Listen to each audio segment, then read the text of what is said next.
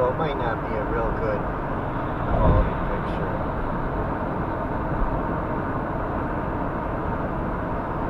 Thought I was going to be stuck with a Canadian $5 bill. I mean, I could have transferred it at Brighton, so I was able to give it back to him. I got a quarter though from Canada. That'll be my souvenir.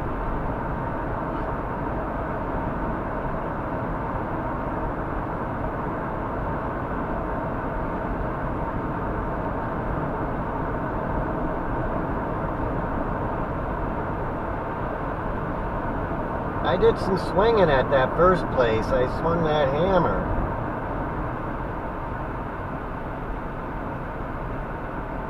Swung the sledgehammer.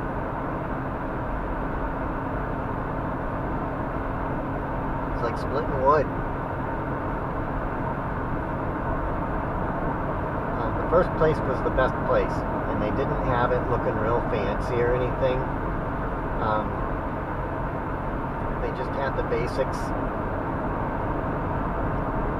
it's a very basic setup, which is a good indication in a way.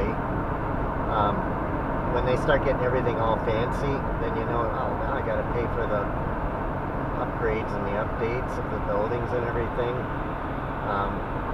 But the first place was kind of, it was pretty simple. And that's probably the best of the mines, and I think the prices were better there too. But if they go in and they rebuild everything new, now you got to pay for, they're going to have to raise their prices to pay for all them upgrades. I mean, the last place was really kind of fancy. They had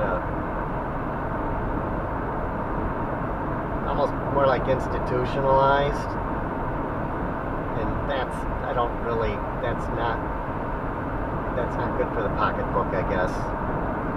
It's good for, if you have kids and stuff, I guess it's better for managing the public, but if you just want to go in and get some nice stuff for a good price, the first place was the best. There were less rules and regulations.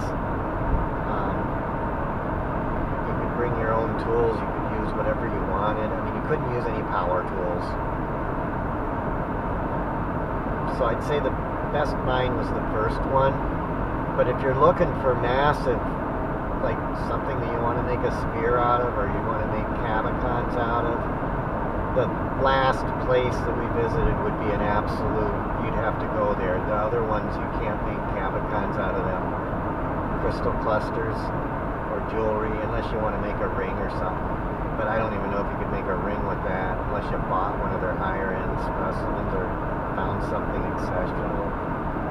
But the last place, you might be able to cut slabs out of that amethyst and do polishing and stuff like that. And you know, that's what I went there for. I might be able to play around with it, see what kind of polish it has, what kind of polishing it takes.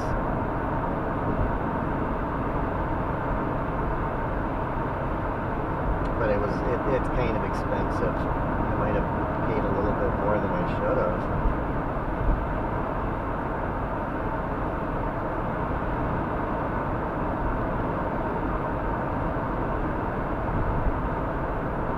But if you have I mean, for them, it's probably easier for them to manage it. They have it all new and everything.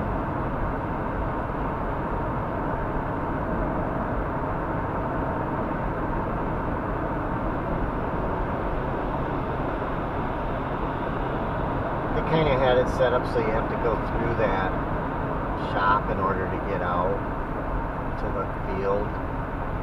So they could kind of regulate what's going in and out, so that way nobody could steal anything or walk off with 10 pounds of rocks or something like that. Maybe it keeps the kids in so they can be watched or something, people control or whatever. But yeah, it was fancy, it was nice.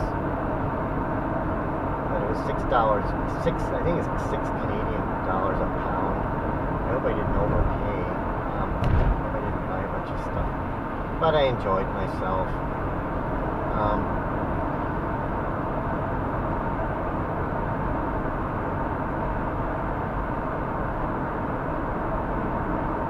Credit card I couldn't get to work. Maybe I paid cash for that entry fee too.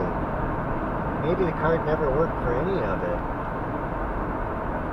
I'll have to look on my thing. I tried running the card a few times, several times, and it didn't go through. So I'll have to, when I get home, I'll have to see if anything went through. If I did manage to pay for anything with it. I mean, I got the receipts in here somewhere for everything.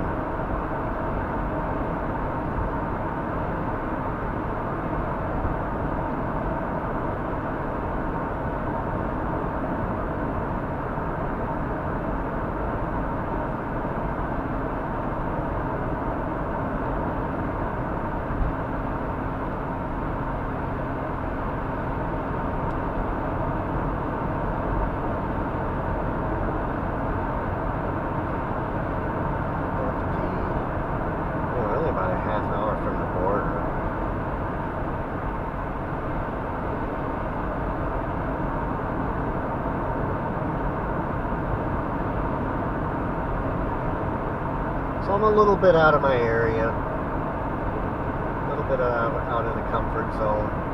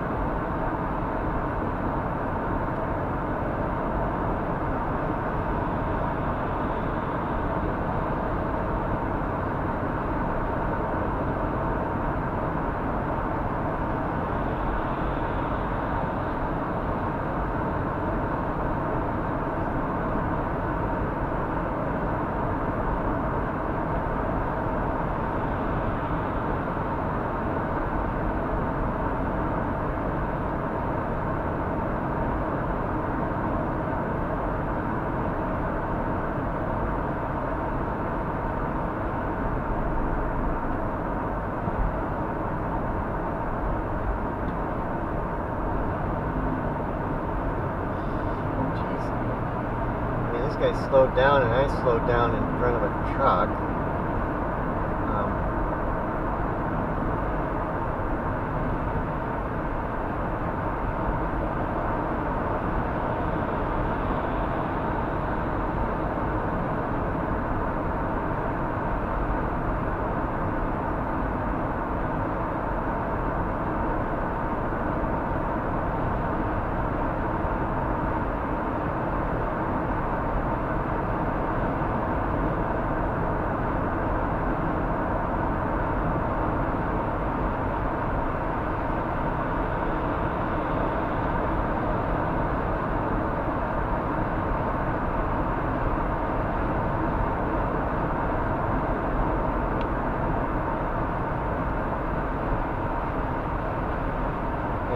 KOA here too.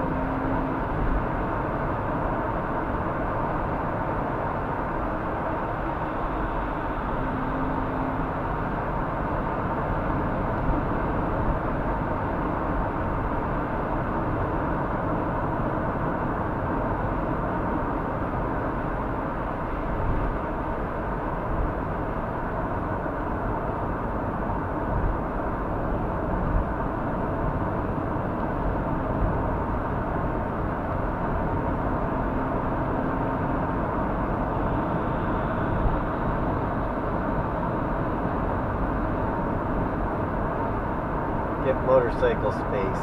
Okay. I wonder if you can read that with the dash cam.